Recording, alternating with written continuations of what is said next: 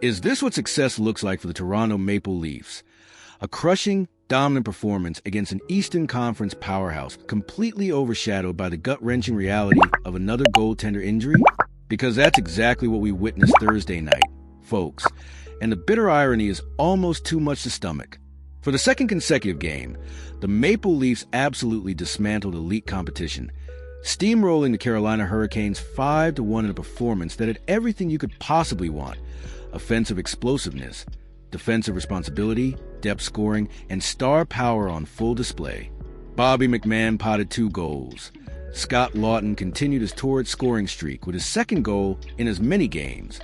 Matthew Knies delivered a highlight reel individual effort, and Austin Matthews reminded everyone why he's one of the most lethal finishers in hockey with an absolute laser beam.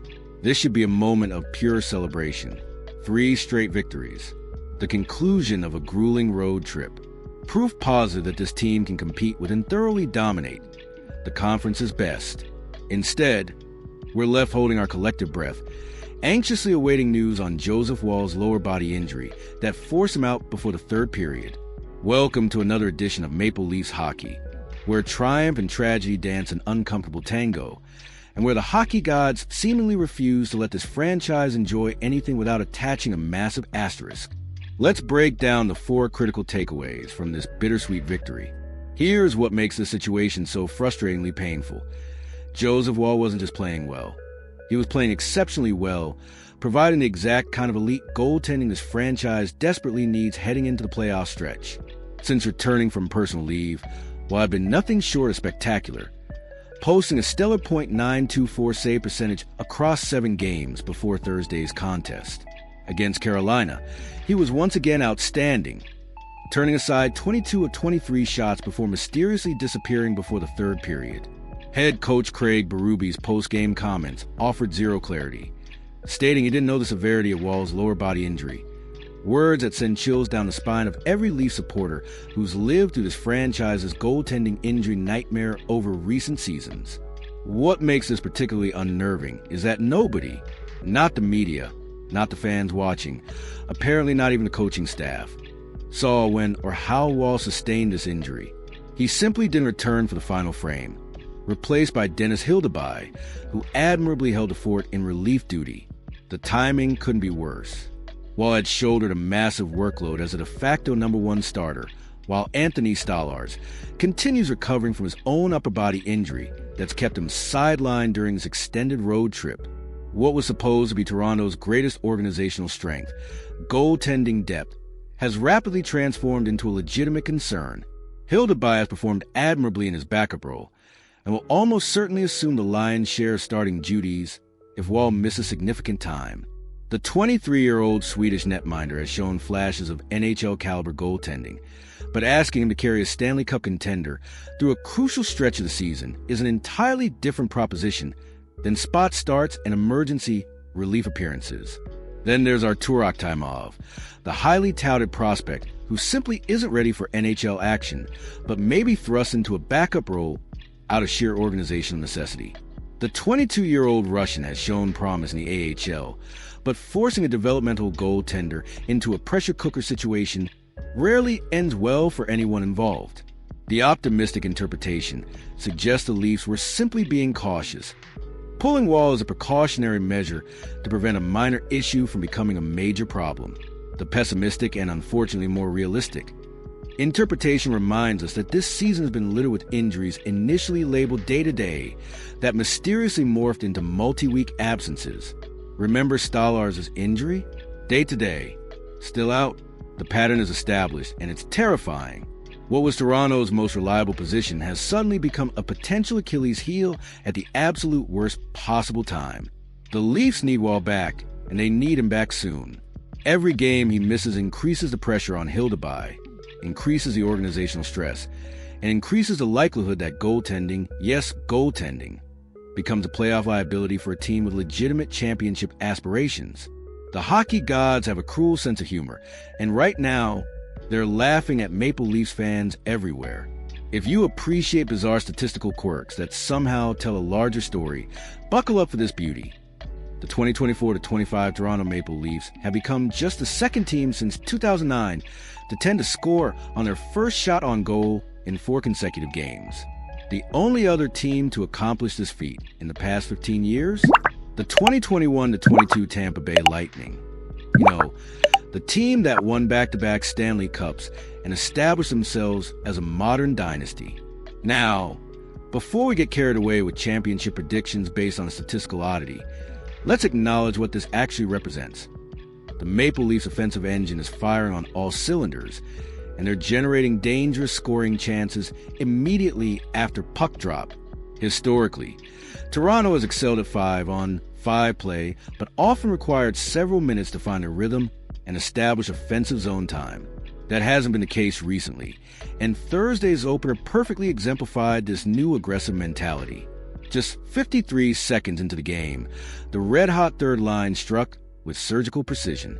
Bobby McMahon, who's been an absolute revelation since being inserted into a more prominent role, beat Frederik Andersen on a rush opportunity, immediately putting Carolina on its heels and setting the tone for the entire evening.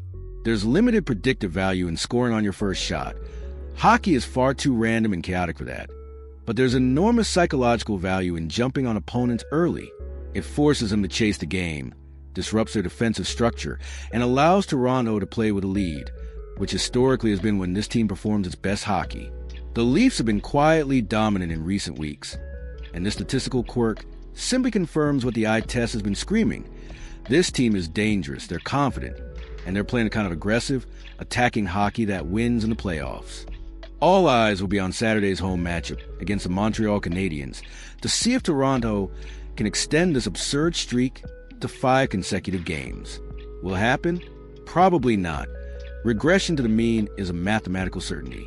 But the fact that we're even discussing it speaks volumes about where this team's offensive confidence currently resides. Small sample sizes are dangerous in hockey analysis. We all know this.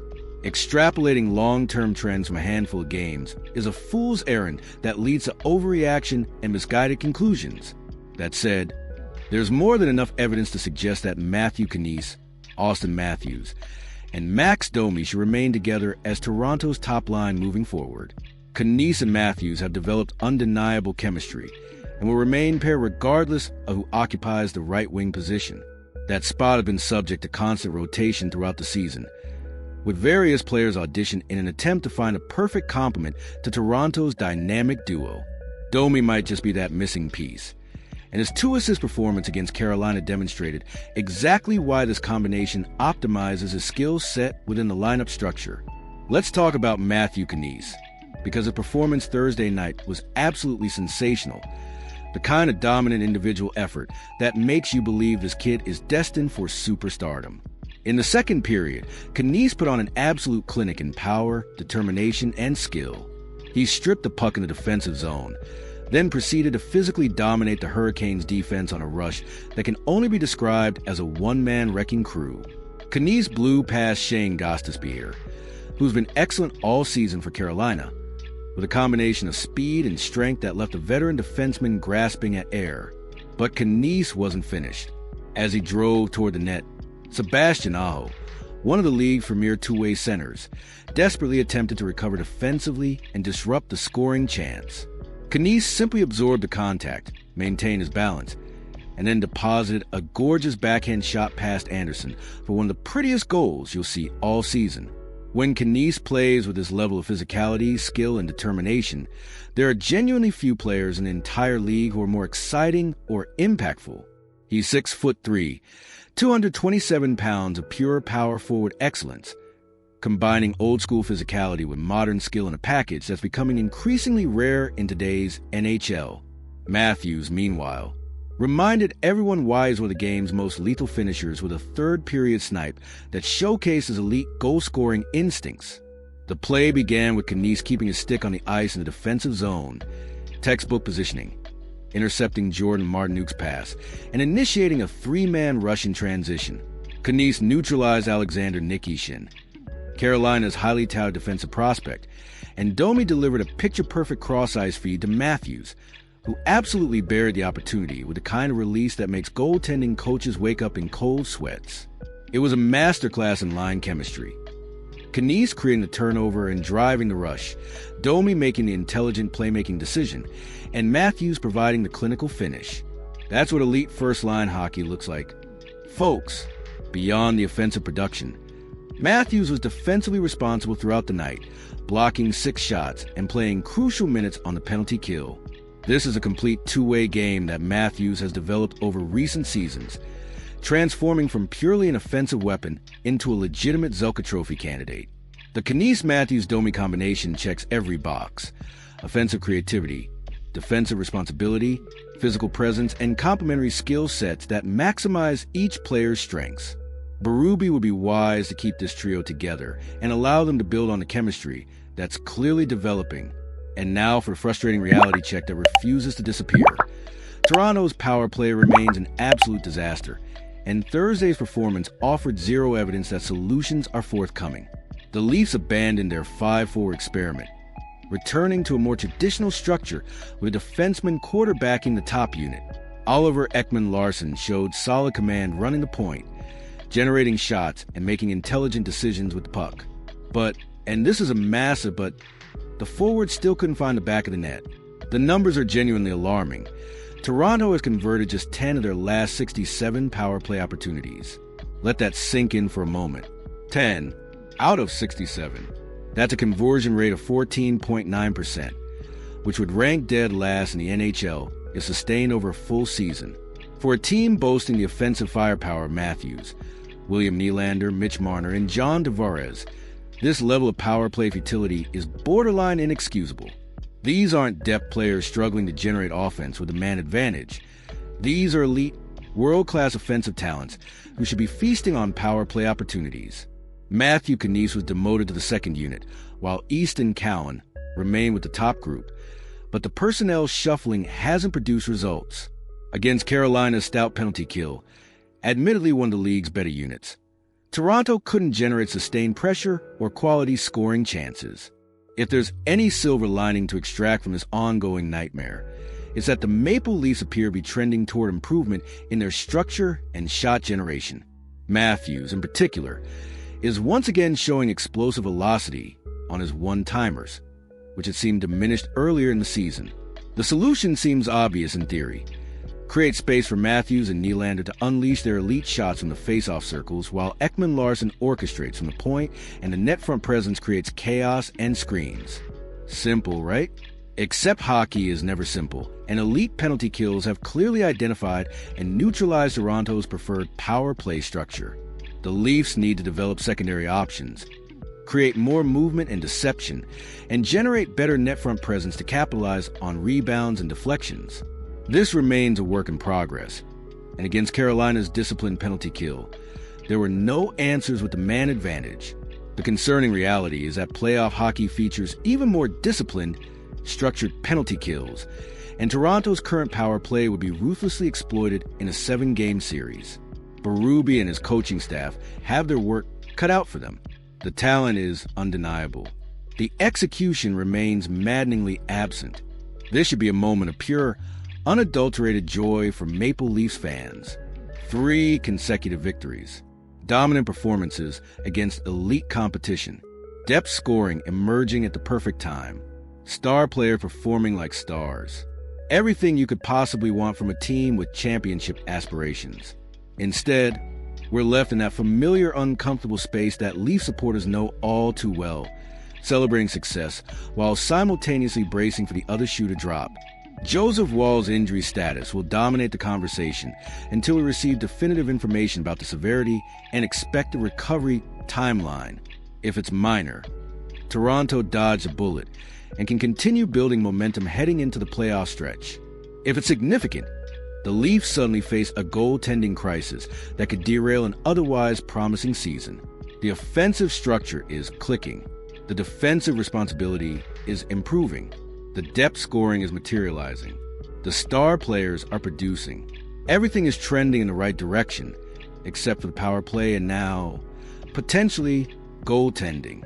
Hockey is a cruel sport that rarely allows teams to enjoy sustained success without simultaneously testing their depth, resilience, and organizational strength. The Maple Leafs are being tested right now, And how they respond to Woll's absence will tell us everything we need to know about this team's championship medal. Saturday's home game against Montreal takes on added significance. Can the Leafs extend their winning streak to 4? Can Hildebrand provide competent goaltending? If called upon to start, can the power play finally break through and generate some confidence? The answers to these questions will shape the narrative heading into the season's final stretch and ultimately determine whether this team is genuinely built for playoff success or simply another talented roster that falls short when it matters most. What are your thoughts on the Woll injury and its potential impact on Toronto's playoff hopes?